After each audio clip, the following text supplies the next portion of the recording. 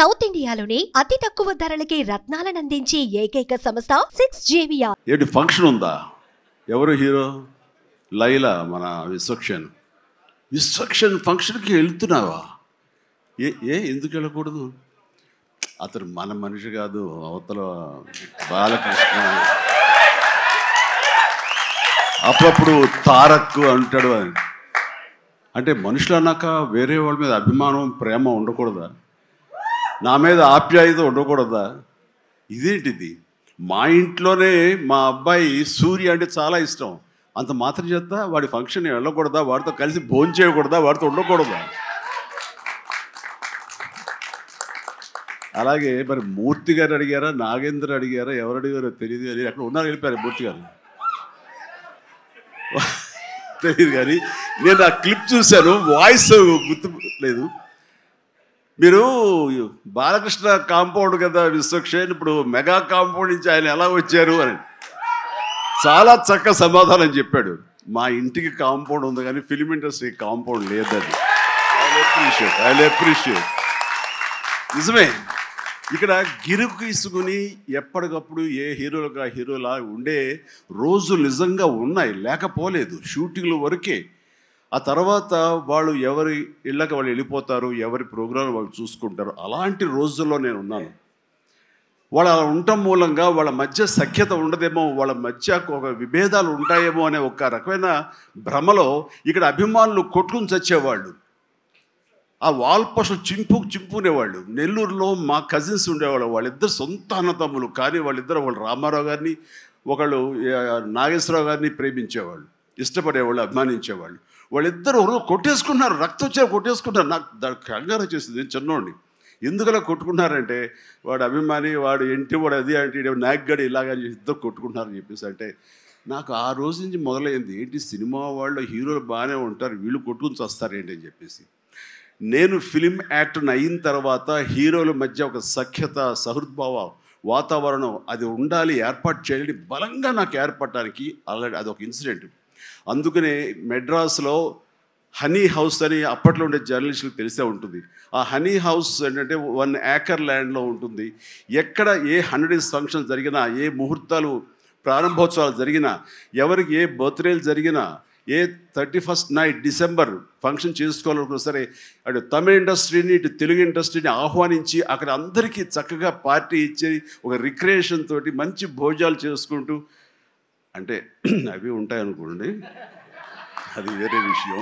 So వీటితోటి మనుషుల్లో ఉండే అరమరకలు కానివ్వండి, పొరపచ్చలు కానివ్వండి, ఇవన్నీ కూడా సమస్యపై ఎంతో హాయిగా ఉంటారు. అది నేను ఆ విషయం చాలా చాలా సక్సెస్ఫుల్. కాబట్టి ఈ రోజుకి నాగార్జున, వెంకటేష్ అండ్ బాలకృష్ణ మేమందరం కలిసికట్టుగా ఉండటానికి, ఒకళ్ళ ఫంక్షన్ ఒకళ్ళు వెళ్ళటానికి. ఈ మధ్యకాలంలో బాలకృష్ణ 50th ఫిల్మ్ సందర్భంగా నట జీవితం సంబంధించి చేసిన ఫంక్షన్లో నేను పార్టిసిపేట్ చేశాను. అలాగే నాగార్జున మేము వెరీ ఫ్రీక్వెంట్గా కలుసుకుంటుంటాం. ఈ అరమరికలు ఉండకూడదు. అభిమానం అంటే అది పర్సనల్. నా ఒక రకమైన భోజనం రుచిస్తుంది, ఇంకొక రకమైన భోజనం రుచిస్తుంది. అలాగే ఒకళ్ళు ఇంకొకరితో కనెక్ట్ అవుతారు యాక్టర్లుగా.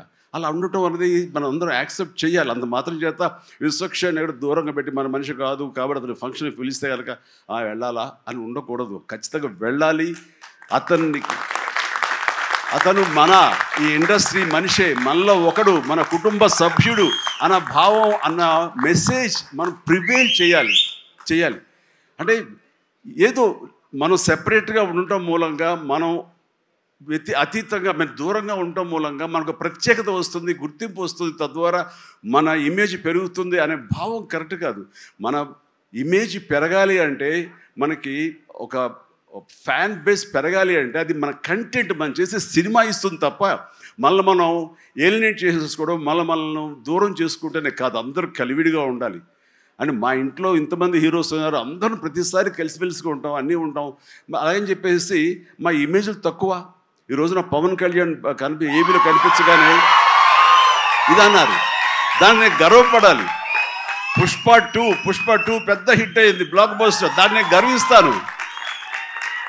అండ్ తర్వాత ఒక్కోసారి సినిమాలు ఆడచ్చు, ఆడకపోవచ్చు, కానీ మనం ఏవైనా సరే ఇండస్ట్రీలో ఒక సినిమా ఆడింది అంటే ప్రతి ఒక్కరు హర్షించాలి. ఎందుకంటే ఒక్కొక్క సినిమా గురించి, ఒక సినిమా ఆడిందంటే ఎన్ని వందల మంది, వేల మంది, లక్షల్లో కార్మికులు కానివ్వండి, పరోక్షంగా ప్రత్యక్షంగా వాళ్ళు దాని మీద ఆధారపడతారు, బతుకు జీవనం వెళ్ళగలుగుతారు. కాబట్టి వాళ్ళ బతుకు తెరువు కోసం, వాళ్ళ భవిష్యత్తు కోసం, వాళ్ళ యొక్క జీవితం కోసం మనం ఖచ్చితంగా హిట్ సినిమాలు చేయాలి. ఒక హిట్ ఎవరికి, ఏ హీరోకి వచ్చినా సరే అందరం ఇవ్వాలి, అందరం ఆనందపడాలి. ఆ వచ్చిన డబ్బు మళ్ళీ ఎక్కడో పెట్టరు. ఇప్పుడు సపోజ్ సాహో ఉన్నారనుకోండి, అంతకుముందు తీసిన 3 సినిమాల్లో మంచి డబ్బులే వచ్చినాయి. అండ్ ఆ డబ్బు ఎక్కడికి తీసుకెళ్ళి ఇవ్వట్లేదు, తీసుకొచ్చి మళ్ళీ నాకే ఇస్తున్నాడు, మన వాళ్ళకి ఇస్తున్నాడు, నటినట్లకి ఇస్తున్నాడు. ఈ డబ్బు ఎక్కడికి పోదు. అంటే భగత్ సింగ్ కేసరి సినిమా చేశాడు, లాభించేసాడు, ఇంకా మనకు లాభం లేదు అని వేరే గ్రూపు, వేరే కాంపౌండ్ అనుకుంటే, నాకు అతను ఇచ్చిన అడ్వాన్స్ ఎక్కడి నుంచి వస్తుందండి? అతను ఇచ్చిందే కదా. అది రావాలంటే అతను మంచి భవిష్యత్తు కోరుకోవాలి, అతను గుడ్ విషెస్ తెలియచేయాలి. అందుకని ఇండస్ట్రీలో ప్రతి ఒక్కళ్ళు ఒకళ్ళనొకళ్ళు అవినాభావ సంబంధంతో ఒక కుటుంబ సభ్యుల్లాగా ఉన్న రోజున ప్రతి వాళ్ళు గొప్పగా చెప్పుకుంటారు, ఆనందంగా ఉంటుంది. అదే అందుకనే ఆ ఆనందం పొందడం కోసంగా, ఆనందం ఇవ్వడం కోసంగా ఈ రోజున మన హీరో విశ్వక్షేణ్ నా దగ్గరకు వచ్చి అడగగానే సాహు గారు కూడా వచ్చారు. ఆ రోజున వచ్చినప్పుడు వాడు సాహో నాకు తెలిసిన ప్రొడ్యూసర్, కావాల్సిన మనిషి, నా ఫ్యూచర్ సినిమా అతనే ప్రొడ్యూస్ చేస్తున్నాడు అనిల్ రావిపూడి గారితో. అండ్ డెఫినెట్గా వస్తాను, అయితే ఏ రోజు అనేది ఒక్కరట్టు ఇవ్వండి అని చెప్పేసి టైం తీసుకుని 24 hours తర్వాత ఇది చేయడం జరిగింది. అండ్ మరి ఐ థింక్ ఆ మధ్యలో ఎవరు ఏవి ఇక ఆ కాంపౌండ్ ఈ కాంపౌండ్ అంటారని నేను అనుకోను. ఇక ఒకటే కాంపౌండ్ అంతే ఇండస్ట్రీది. That's it.